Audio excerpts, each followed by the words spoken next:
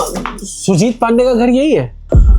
कौन हो आप लोग? मेरे घर के नीचे क्या कर रहे हो? हम ना सुजीत पांडे के दोस्त हैं और ये हमारी पत्नी है। हम बहुत दूर गांव से आए हैं। बताइए ना, यही घर है सुजीत पांडे का?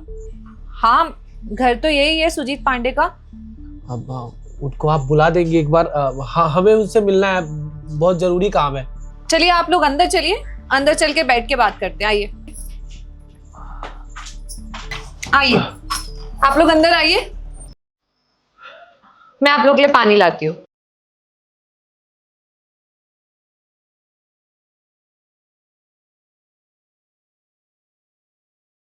ये लीजिए पानी,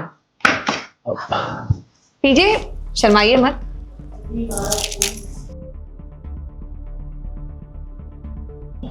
वैसे क्या काम था आपको उनसे? आप सुजीत को बुला दीजिए, हम उसी से बात कर लेंगे। आपको जो भी काम है आप मुझे बता दीजिए, वो एक्चुअली घर पे है नहीं। क्या आप घर पे नहीं है? चलिए ठीक है, फिर हम चलते हैं। अरे रुकिए, अरे आप अभी क्यों जा रहे हैं? आप लोग इतनी दूर से आए हैं, उनके गांव से हैं, और आपने बताया आप उनके दोस्त हैं, तो आप मुझे बता दीजिए ना क्या बात है, मैं बाद में उनको बता दूंगी। अब नहीं कोई बात नहीं, जब आ जाएगा तो हम आ जाएंगे, रहने दीजिए, हम चलते हैं। चलो। अरे रुकिए ना, देखिए आप लोग मुझ पर विश्वास कर सकते हैं, मैं उनकी वाइफ हूँ। आप लोग को जो कुछ भी बताना है आप बता दीजिए, मैं बता दूंगी उनको सब कुछ।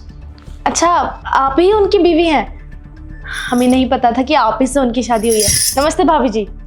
वो बताता रहता था हमें आपके बारे में। बहुत पहले जब आपका ब्याह हुआ था तो कार्ड भेजा था, लेकिन हम आ नहीं पाए थे, कुछ दिक्कत चल रही थी घर में, इसलिए। बताया तो मुझे भी था सुजीत ने कि उनके एक दोस्त हैं जो उनके जिगरी हैं, बहुत अच्छे मित्र हैं स्कूल टाइम से, पर कभी वो मिलवा नहीं पाए। शायद आपका ही जिक्र करते थे।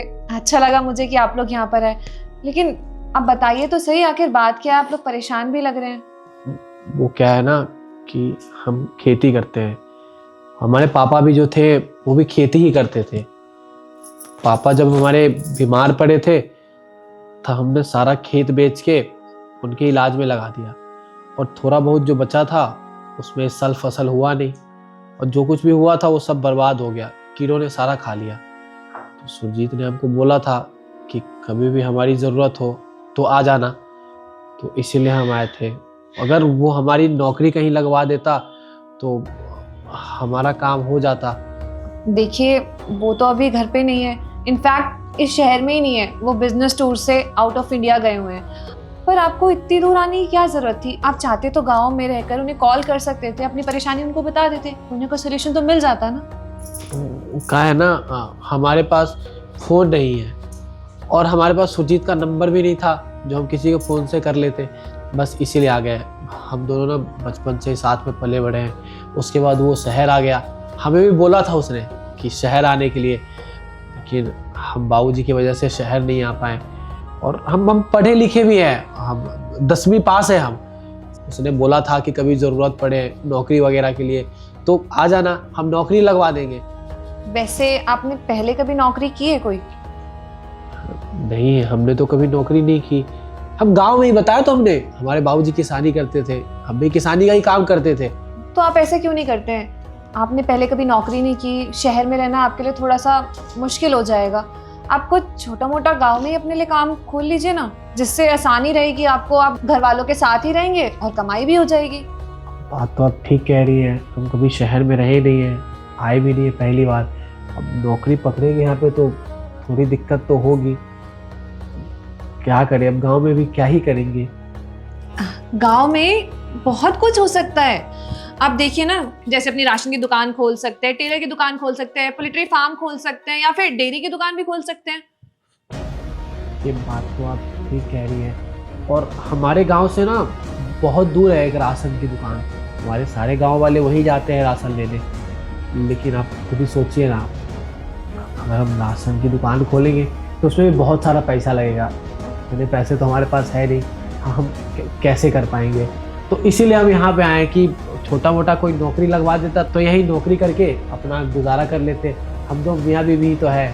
भाभी जी, अगर हमारे पास पैसा होता तो हम मदद मांगने यहाँ सुजीत भाई साहब के पास ना आते। अगर हमें राशन की दुकान ही खोलनी होती, हमारे दिमाग में था भी कि कभी ना कभी हमारे पास पैसे होंगे तो हम एक तो राशन की दुकान खोलेंगे अपने गांव में, लेकिन कभी पैसे ही नहीं जुड़ पाए। खेती में इतना वो नुकसान पे नुकसान ही हुआ तो हम पैसे नहीं जोड़ पाए। हम बस नौकरी मांगने आए हैं यहाँ पर। आप एक काम कीजिए, आप हमें सुजीत भाई साहब को बोल के कोई नौकरी दिलवा दीजिए, हम दोनों मियाँ बीवी को। और अगर नौकरी ना मिले तो अपने ही घर में झाड़ू पोछे के काम के लिए रख लो। अरे कैसी बात कर रही हैं आप? आपको मैं अपने घर में झाड़ू पोछे की नौकरी पे रखूंगी? अरे पाप करवाएंगी क्या आप? सुजीत के इतने अच्छे दोस्त हैं, ये आपकी बीवी है। अगर सुजीत को पता चलेगा ना कि मैं आपको यहाँ पे साफ सफाई के लिए रखने वाली हूँ, बहुत डांटेंगे वो मुझे। नहीं बाबा, ये मैं नहीं कर सकती। आप वो सब छोड़िए, ये बताइए अगर आप अपने गांव में राशन की दुकान खोलते हैं तो उसके लिए आपको कितना पैसा चाहिए?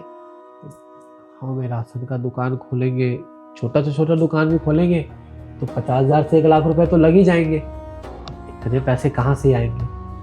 50 से 1 लाख, ठीक है। आप लोग यहीं बैठिए, मैं भी आती हूँ।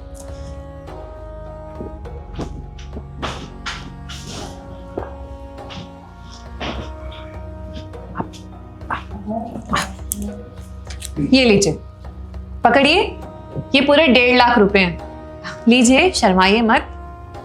अरे नहीं भाभी जी, हम ये पैसे कैसे ले सकते हैं? अब देखिए ना, घर पे सुजीत भी नहीं है। अब वो होता तो बात अलग होती, आपसे हम ये पैसे नहीं ले सकते। अब कोई बात नहीं, एक काम करते हैं, जब सुजीत आ जाएगा ना तब हम आ जाएंगे। वो हमारी कोई छोटी मोटी नौकरी लगवा देगा, उसी में हम गुजारा कर लेंगे। इतना सारा पैसा हम नहीं ले सकते। हाँ भाभी जी, हम ये पैसे नहीं ले सकते। हम तो इतने सारे पैसे लौटा भी नहीं पाएंगे, खेती में इतनी कमाई नहीं होती। आपके पैसे डूब सकते हैं, आप ये पैसे रख लीजिए। अगर सुजीत यहाँ पर होते ना, वो भी यही करते जो मैंने किया। उनको जान के बहुत खुशी होगी कि मैंने उनके दोस्त की मदद की है। अगर आप यहाँ से खाली हाथ जाएंगे ना और उनको ये बात पता चलेगी तो बहुत गुस्सा करेंगे। और आप लौटाने की ज़रूरत नहीं है, मैंने कहा आपको लौटाना है। आप अच्छे से अपनी पहले राशन की दुकान खोलिए, उसे अच्छे से एस्टेब्लिश कर लीजिए। जब वहाँ से प्रॉफिट आने लगे तब लौटा दीजिएगा। और वैसे भी मुझे नहीं लगता कि सुजीत कभी पैसे मांगेंगे भी। लीजिए, शर्माइए मत, लीजिए।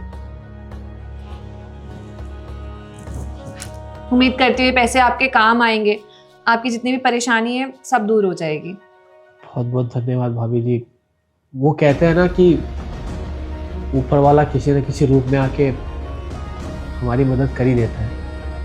अब देखिए ना, सुजीत के घर की लक्ष्मी हमें इतने पैसे दे रही। हमने कभी सोचा भी नहीं था कि सुजीत की पत्नी इतनी ज़्यादा अच्छी होगी। भाभी जी, आप ना सच में बहुत अच्छी है। चलिए हम लोग चलते हैं, जब सुजीत आएगा तो हम लोग आएंगे। वैसे वो कब तक आएगा? अभी 1 हफ्ता लगेगा उन्हें आने में। और बार बार ना धन्यवाद मत करिए, ये तो आप लोग के अच्छे कर्म है। जब उनके पास भी पैसे नहीं होते थे तब आप लोग ही उनकी मदद करते थे ना। आपके पापा ने उनकी बहुत मदद की है। पढ़ने लिखने में उन्हें बहुत परेशानी होती थी। जब आप लोग उनका सहारा बने उनके बुरे वक्त में, तो आज जब आपका बुरा वक्त चल रहा है तो क्या उस कर्ज को हम ना उतारें? आप अच्छे से जाइए और वहाँ जाके ना एक बार मुझे कॉल कर दीजिएगा, और मैं भी सुजीत को इन्फॉर्म कर दूंगी कि आप लोग यहाँ पर आए थे। चलिए ठीक है भाभी जी, हम चलते हैं, जल्दी मिलेंगे। ठीक है, चलते हैं।